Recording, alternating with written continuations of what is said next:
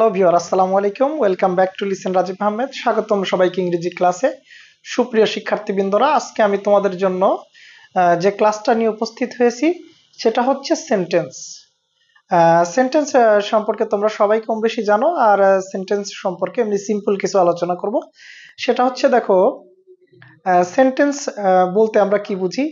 Sentence বলতে আমরা সাধারণত যেটা বুঝি, এক বা একাধিক ওয়ার্ড একত্রে পাশাপাশি বসে যদি কোনো বক্তার মনের ভাব সম্পূর্ণরূপে প্রকাশ করে তাকেই সেন্টেন্স বা বাক্য বলে। সেন্টেন্স প্রধানত 5 প্রকার। একটা হচ্ছে assertive sentence, interrogative sentence, imperative sentence, optative sentence, exclamatory sentence. আর এই সেন্টেন্স হচ্ছে প্রধানত 5 প্রকার। তাহলে অ্যাসার্টিভ সেন্টেন্স বলতে আমরা কি বুঝি? অ্যাসার্টিভ সেন্টেন্স বলতে বোঝায় যে বাক্য দ্বারা কোনো কিছু বর্ণনা বা বিবৃতি প্রকাশ পায় তাকেই অ্যাসার্টিভ সেন্টেন্স বলে। যেমন, he is a good boy, I play cricket ইত্যাদি। আর এই সেন্টেন্সটা চেনার সবচাইতে সহজ উপায় হচ্ছে এই সেন্টেন্সের শেষে সাবজেক্ট থাকে, ভার্ব থাকে, অবজেক্ট থাকে। এই অ্যাসার্টিভ সেন্টেন্সটা আবার 2 প্রকার। একটা হচ্ছে অ্যাফার্মেটিভ সেন্টেন্স, একটা হচ্ছে নেগেটিভ সেন্টেন্স। অ্যাফার্মেটিভ বলতে হ্যাবোধক সেন্টেন্স বোঝাবে, আর নেগেটিভ বলতে নাবোধক বোঝাবে। যেমন, he is a good boy, এটা অ্যাফার্মেটিভ। আবার যদি বলি he is not a bad boy, এটা নেগেটিভ। এরপরে আসি ইন্টারোগেটিভ সেন্টেন্স। যেমন, যেই বাক্য দ্বারা কাউকে কোনো প্রশ্ন বা জিজ্ঞাসা করা বোঝায় তাকেই ইন্টারোগেটিভ সেন্টেন্স বলে। যেমন, where are you going, what's your name, can you help me. আর এই সেন্টেন্সটা চেনার সবচাইতে সহজ উপায় হচ্ছে বাক্যের শেষে প্রশ্নবোধক চিহ্ন থাকে।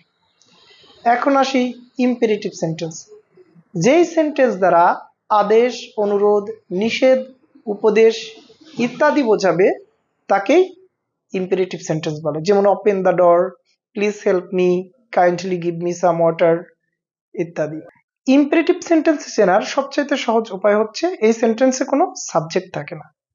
এখন আসি অপটেটিভ সেন্টেন্স। যেই বাক্য দ্বারা প্রার্থনা বা আশীর্বাদ কোনো কিছু বোঝায় তাকেই অপটেটিভ সেন্টেন্স বলে। যেমন, মে আল্লাহ ব্লেস ইউ, আল্লাহ তোমার প্রতি সহায় হোক। আবার এখানে আমি বলতে পারি গুড মর্নিং, গুড ইভিনিং, এগুলো সবই অপটেটিভ সেন্টেন্স। এখন আসি এক্সক্লামেটরি সেন্টেন্স। যেই বাক্য দ্বারা আনন্দ বা বিস্ময় সূচক কিছু বোঝায় তাকেই এক্সক্লামেটরি সেন্টেন্স বলে।